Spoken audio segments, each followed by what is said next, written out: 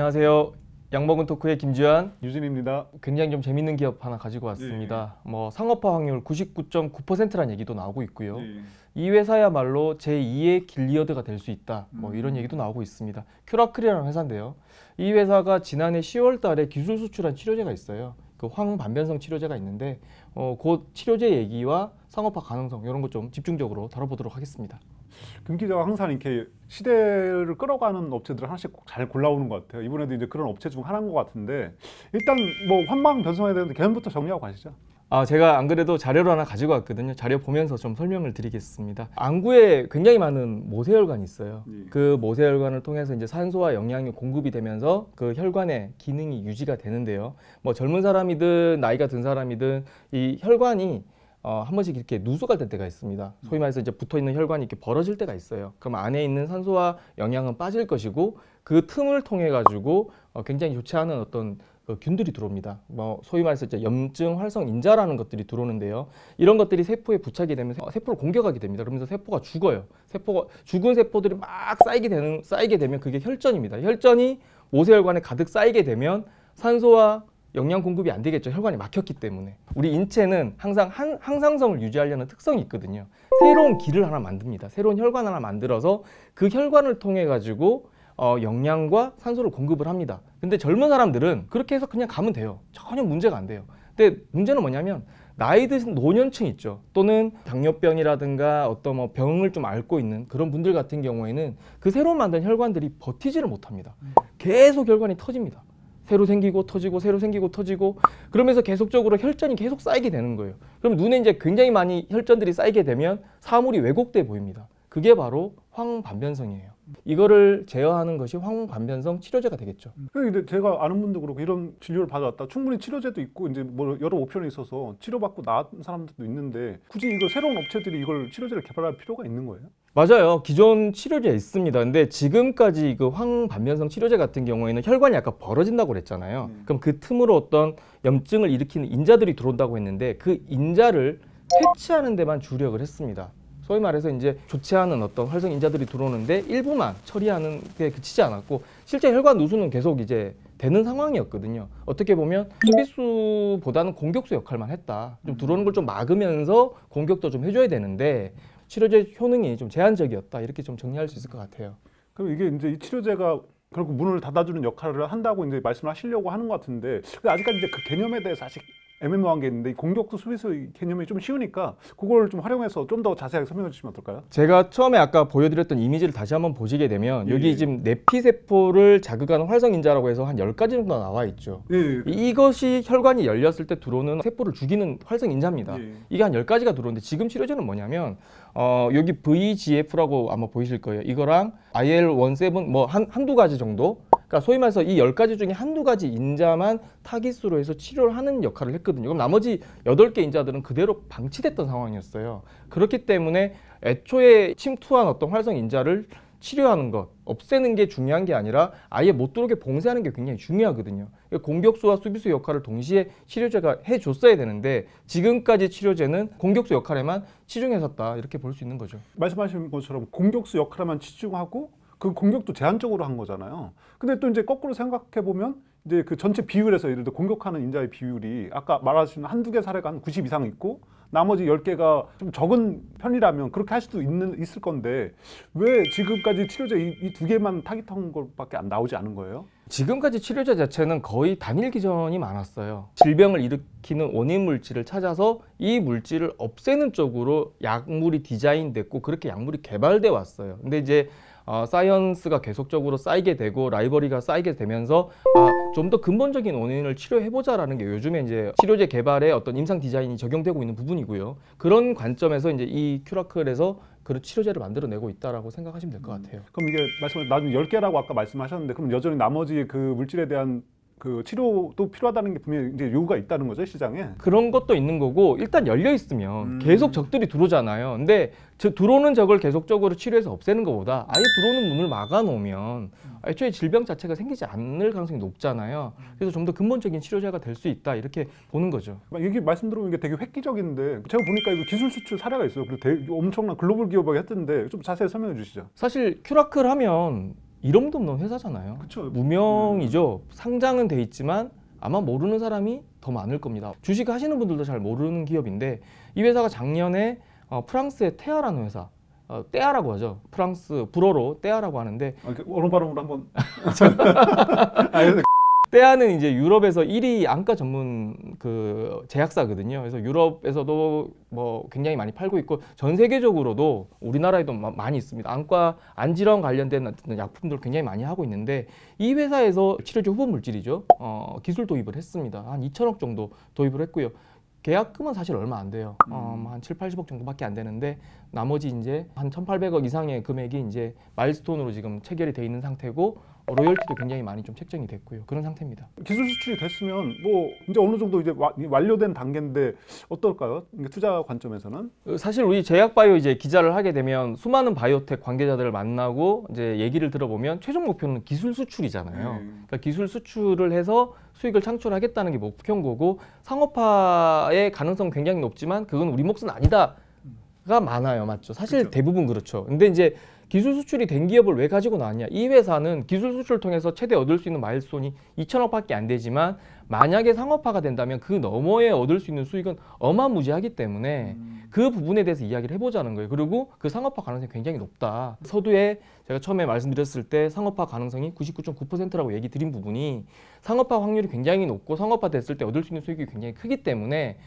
우리가 한번 관심을 가져봐야 된다라는 관점에서 이 얘기를 하고 있는 겁니다. 그럼 이게 또 질문이 생길 수밖에 없는 게 지금 여기 일단 전인상만 끝나고 지금 일상 지금 진행 중인 거잖아요. 네. 식약처에 이제 삼상 들어갔다는 다른 파이프라인이지만 삼상 들어갔다가 실패하고 공시를 한 게 있잖아요. 네.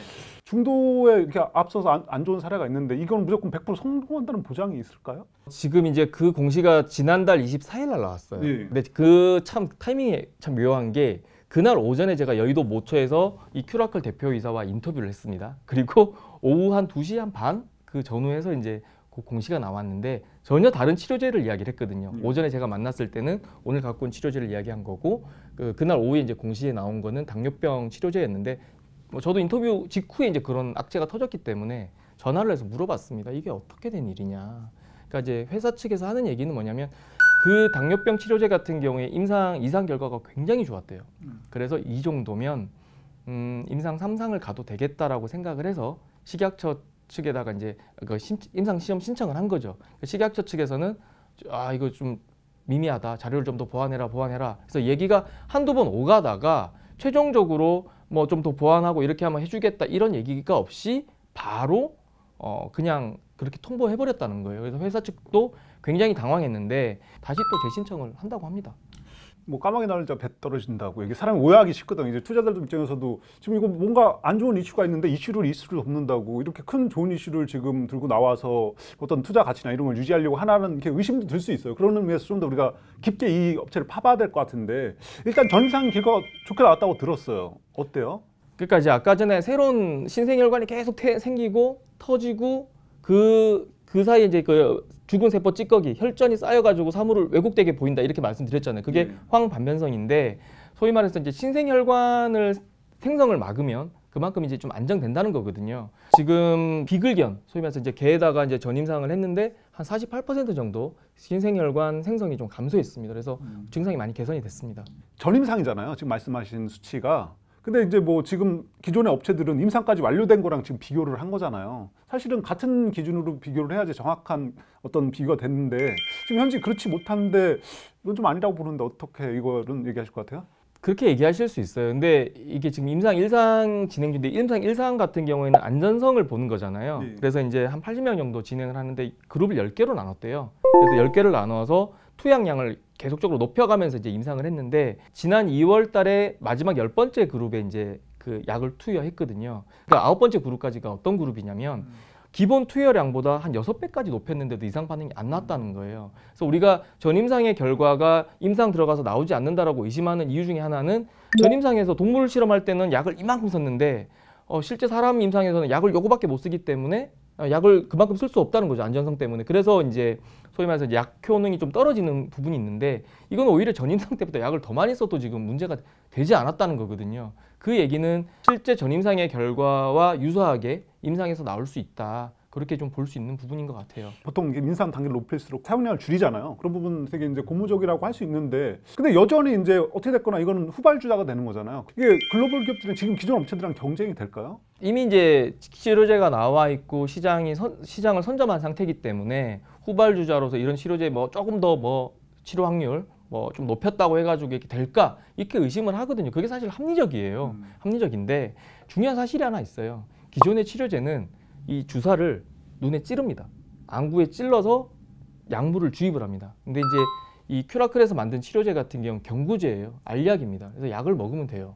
그렇게 본다라면 이 약은 완전히 좀 다른 차원에서 어떤 치료가 이루어지는 거거든요. 그러니까 훨씬 더 이제 시장에서는 상업화 가능성 또는 성공할 확률이 굉장히 높다. 또 시장을 대체할 가능성이 높다 이렇게 보고 있는 거죠. 경구제가 뭐 게임 체인저다 해가지고 이제 그게 시장에 나왔을 때 상가치가 높으면 사실이죠. 그래도 우리가 오늘 제목이 이제 말씀하신 것처럼 상업화 확률 99.9% 이렇게 제시하셨는데 그런 신약이 가능합니까? 이게 지금 현실적으로 그렇게 얘기할 수 있는 거예요? 그러니까 아까 전에 제가 신생혈관 생성 확률이 이제 48% 정도 감소시켰다 그랬잖아요. 기존에 이제 지금 제일 잘 나가는 약이 아일리아거든요. 바이엘에서 만든 아일리아인데 이게 35% 정도 신생혈관을 감소시켜 줍니다. 일단 전임상 결과에서 13% 정도 높게 나왔잖아요. 그러면 만약에 전임상 결과가 그대로 현재 임상에서 나왔을 때 48대 35가 나왔을 때 어떻게 되느냐? 하나는 주사를 찌르는 거고 하나는 알약이잖아요. 상업화 100% 되거든요. 두 번째 효능이 같다고 가정했을 때 그래도 이건 대체가 됩니다. 주사 찌르겠어요?